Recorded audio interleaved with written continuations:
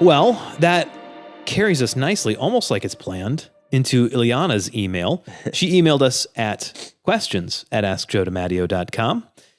You can email us there too. Please do.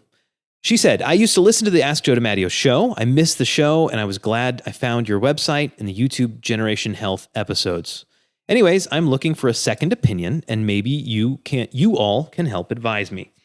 I recently got my lab results back, and the ferritin level is at an 8. My doctor is a bit shocked because of my iron levels, hemoglobin, and the saturation percentage of iron transfer are all in the normal range.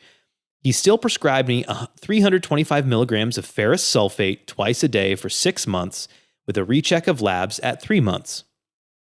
All of this is making so much more sense after that education. Thank you. Okay, back to the email.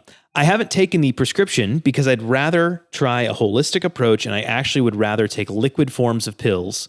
Yes, I'm one of those people who can't swallow pills, and I crush them instead, even though I'm probably not supposed to. I talked to my friend who is a registered dietitian and nutritionist. We came up with a meal plan to help increase my iron, which I've been following for the past 3 weeks now. My friend suggested that I take the ferrous sulfate as prescribed in addition to following an iron-rich diet. What do you guys think? Is there a functional, holistic approach to increasing my ferritin levels? Thanks for your time and addressing my concern. I truly appreciate it. All the best, and God bless, Ileana. Thanks, Ileana.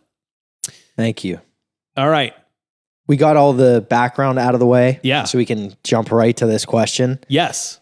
I would echo her friend, who is an RD and nutritionist. And yes, continue to do those Take things. it as prescribed. Definitely. Yeah. And so why? And I think the why is how we can approach answering this question. This is not iron deficiency anemia. This is iron deficiency. Okay. Oftentimes what can happen from my understanding is that those things that can occur. You don't have this overt, maybe she was having symptoms, right? But her other numbers were all fine. All of her, yes, the ones that we talked about, maybe her red blood cell count was okay. Her hemoglobin wasn't anything of concern. Right. So no technical clinical anemia is present, but that doesn't mean that this couldn't progress into an iron deficiency anemia versus a iron deficiency. Got it. So you kind of see what happens by following the recommendation. I think it makes sense, but I like this question because it highlights the complicated nature of what a clinician would have to do in this case. Right. Because you can make the argument, she's kind of like, well, what the heck? I'm not anemic technically is kind of what I hear her saying. Yeah. Why do I need to do this? My doctor's surprised at the levels that are being shown here. Yeah. And so that also speaks to kind of the individual nature of all of these sort of case reports or case studies, really is what they are. Yeah. So she's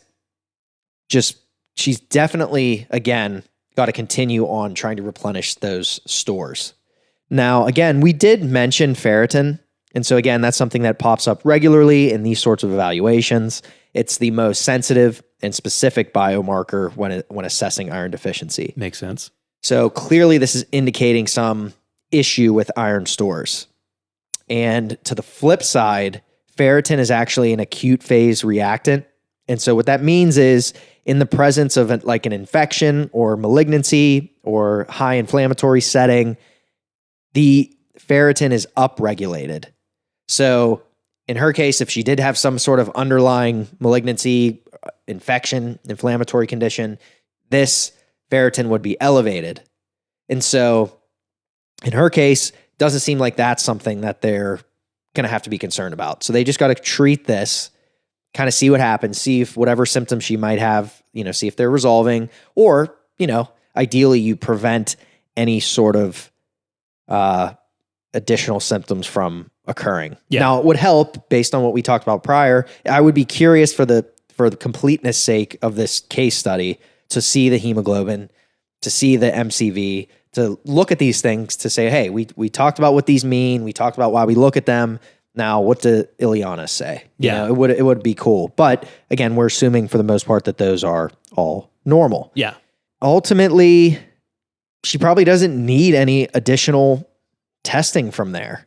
I mean, other than at the 3-month mark, Yeah. if she's taking the iron supplement. Yeah. Yeah. And then she also mentioned that she prefers the liquid form. Liquids over pills. Yeah. Because we don't have the specifics of her ferrous sulfate product. Got it. We would say, don't crush that one.